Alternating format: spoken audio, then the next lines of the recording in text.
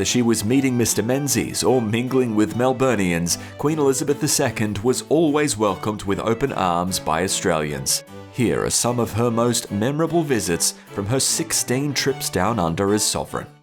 Queen Elizabeth II was the first reigning monarch to visit Australia and stop the nation when she sailed into Sydney Harbour.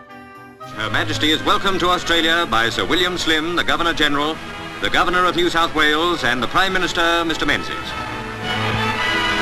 About half of the 3 million people who cheered the royal couple slept on the pavements all night for a glimpse of this historic scene. Her tour in 1954 was the single biggest royal event ever planned in Australia at the time and saw the 27-year-old Queen visit 57 towns and cities across 58 days. Hobart is just about as far as you can go from the Queen's home in London. In 1973, the Queen opened the iconic Sydney Opera House alongside Ben Blakeney, an Aboriginal man who was a direct descendant of Bennelong. And it's happening.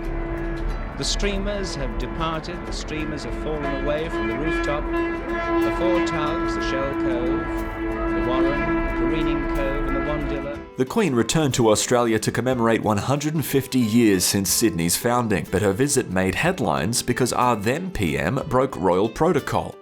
Taking Australia's laid-back attitude to the next level, Paul Keating put his arm around the Queen, earning him the infamous nickname Lizard of Oz.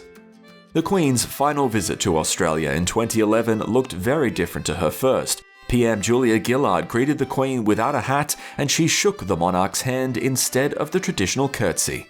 That's not to say the monarchy hadn't adapted to the Aussie lifestyle either. Prince Philip even jumped behind a barbecue.